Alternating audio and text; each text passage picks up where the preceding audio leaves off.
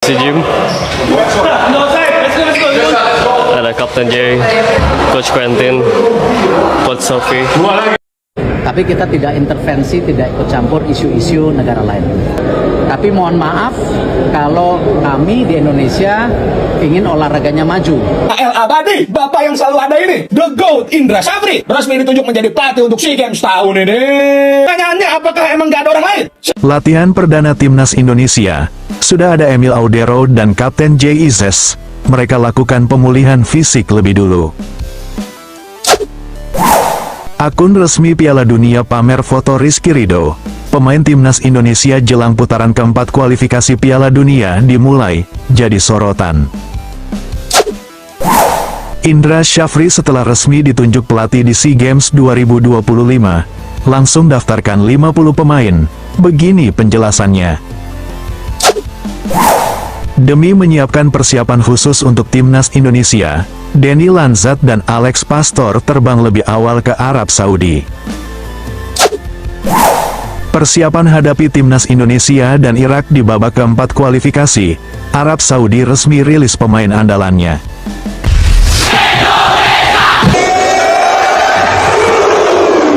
Latihan perdana Timnas Indonesia, sudah ada Emil Audero dan Kapten Jay Izes. Mereka lakukan pemulihan fisik lebih dulu. Latihan perdana Timnas Indonesia di Arab Saudi baru saja berlangsung dengan beberapa hal menarik yang perlu disoroti. Dalam sesi latihan awal ini, sudah terlihat kehadiran beberapa pemain kunci seperti Emil Audero dan Kapten Jay Izes. Namun, mereka tidak langsung menjalani latihan berat di lapangan, melainkan fokus terlebih dahulu pada pemulihan fisik setelah menempuh perjalanan jauh. Hal ini menunjukkan perhatian tim pelatih terhadap kondisi fisik para pemain agar tetap optimal dalam pertandingan mendatang. Suasana latihan perdana ini berbeda dari biasanya, karena lokasi latihan berada di gedung dengan fasilitas gym, kolam renang, dan latihan fisik lainnya. Pilihan ini sengaja dilakukan agar para pemain bisa melakukan pemulihan secara maksimal, tanpa harus terbebani aktivitas fisik berlebih sesaat setelah perjalanan yang menjemukan. Ketua Bidang Teknik Nasional, BTN, Sumarji, mengonfirmasi langkah ini sebagai bagian dari strategi menjaga kebugaran pemain dan menghindari risiko cedera persiapan kompetisi. Pendekatan ini juga mencerminkan pengalaman tim pelatih yang belajar dari kejadian sebelumnya agar kondisi pemain tetap prima saat bertanding.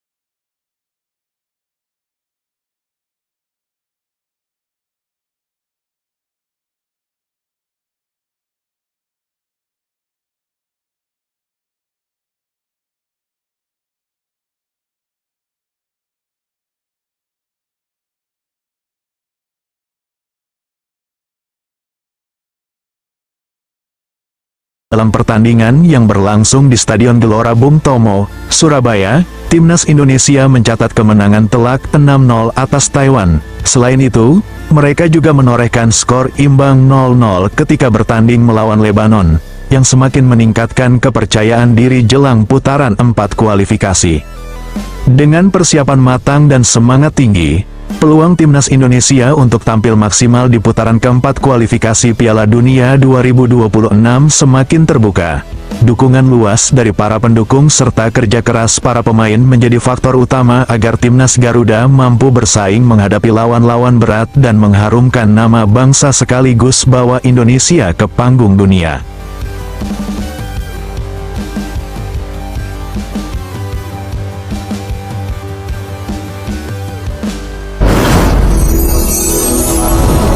Indra Syafri setelah resmi ditunjuk pelatih di SEA Games 2025, langsung daftarkan 50 pemain. Begini penjelasannya. Tim nasional U22 Indonesia dipastikan akan berpartisipasi dalam kompetisi SEA Games 2025 yang akan digelar di Thailand pada bulan Desember mendatang.